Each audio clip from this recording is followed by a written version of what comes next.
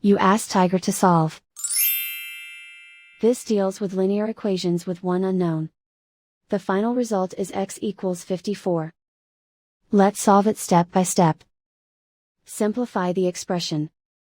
Find the greatest common factor of the numerator and denominator. Factor out and cancel the greatest common factor.